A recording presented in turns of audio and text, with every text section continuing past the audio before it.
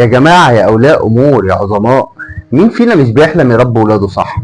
تربية تطلع جيل واثق في نفسه وبيحب الحياة وبيعرف يتعامل صح. بنسمع كتير عن التربية الإيجابية، بس يا ترى إيه هي بالظبط؟ وإزاي نقدر نطبقها في بيوتنا؟ هل الموضوع صعب ولا سهل؟ عشان كده جبنا لكم الحل. استنونا قريب في برنامجكم الجديد والمختلف هلو ماذر فاذر. في برنامجنا ده هندخل سوا في تفاصيل عالم التربية الإيجابية، هنتكلم عنها أكتر، هنقول إزاي تتعامل مع نوبات الغضب، إزاي تبعد ابنك عن الشاشات، إزاي تعلمه يكون مسؤول عن نفسه ويعرف يختار قرار صح، ومواضيع كتير تانية غيرها. جهزوا أسئلتكم وخلينا نستمتع أكتر مع بعض في الرحلة اللي هندخلها سوا.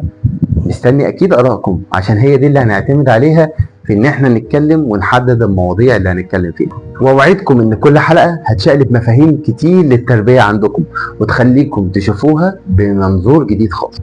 ما تفوتش ولا حلقة في برنامجكم الممتع هلو ماذر فاذر عشان ولادنا يستاهلوا احسن تربية. استنونا قريب جدا.